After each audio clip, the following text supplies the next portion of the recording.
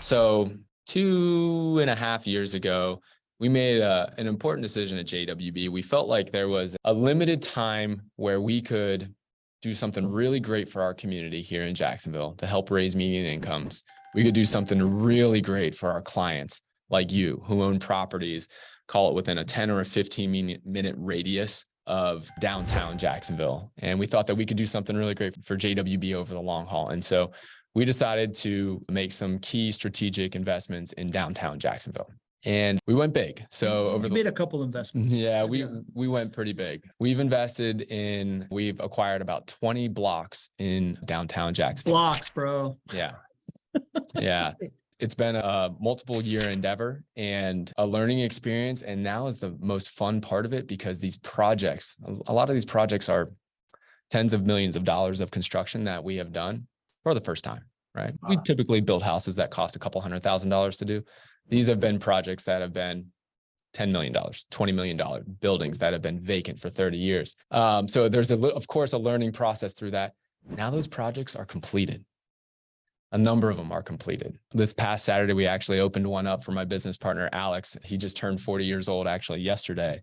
And so we had a special opening before it's available for the public to go into the old Federal Reserve building in downtown Jacksonville, which is one of these $20 million renovations that we've done, and just had an incredible time with a close-knit group of friends to celebrate his birthday. So long story there, but we have made strategic decisions to be positive influence, to make an impact in downtown Jacksonville. And the reason is because when median incomes raise, everybody wins in the community. Everybody wins, especially those who own assets within, call it that 10 or 15-minute radius. Wow. Because if you look at other cities that have experienced the growth and revitalization that we're seeing in Jacksonville right now, the rents and the purchase prices, the rents and the market values of all of those assets go up at a rate that's much higher than the typical appreciation rate in that market.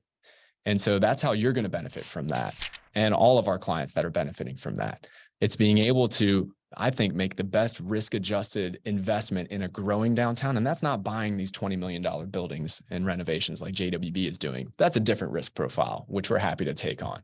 That's not the right risk profile for you, Sachi. But the right risk profile is buying these assets that pay for themselves in those neighborhoods that are 10 minutes away and being able to ride the coattails of a growing downtown. So yeah, so that was a long answer to your question. We have invested in commercial. It's been a much bigger endeavor over the last few years than even we've done in the previous years, which we've dabbled before that.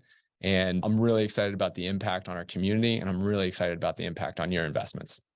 So from what the goal is to increase the median income in the immediate area.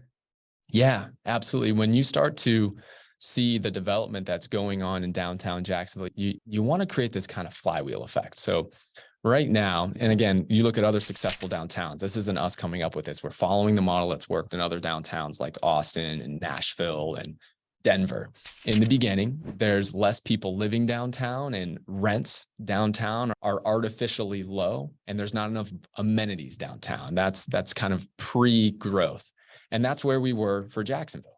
Right? We have 1.6 million people living in Jacksonville, in the greater area of Jacksonville. And for many, many years, we only had 3,500 people living downtown, which is just unbelievably low. But what happens is developers, pioneers early on, come in and they start taking down city blocks. JWB is one of those developers, and there's a number of other ones. You say taking down because it's developer talk, yeah. And I think people are going to think you're like demolishing city blocks, no. But you mean like they just started taking on these projects. I just want to change that because that sounds terrible. I appreciate it. Thank you so much. Yeah. Yes. When I say taking down, I mean buying old buildings, doing these $20 million historical renovations to these old buildings and making them beautiful again. The complete opposite of taking down. Yeah, because that's what happens in Miami. And I just have this like really bad reaction. Yeah. But what you're doing is you want to make a place where people want to live and work. Because when people want to live and work there, median incomes rise. So Jacksonville, we had 3,500 people living downtown. Now we have 7,500 people living downtown, which is still lower than we want, but it's on our path to 10,000. And that's just over the past couple of years. More employers want to be where their workforce lives. More bars and restaurants and amenities come in. And what happens is the rents in that area get high enough that it attracts future development because developers need rents to go up higher. And then you create this flywheel effect. And overall, what's happening is there's more median income rising in that area.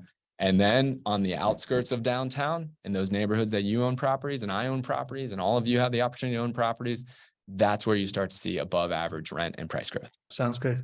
It's pretty cool, right? Yeah. Yeah, man. That's one of the coolest stories I've ever heard.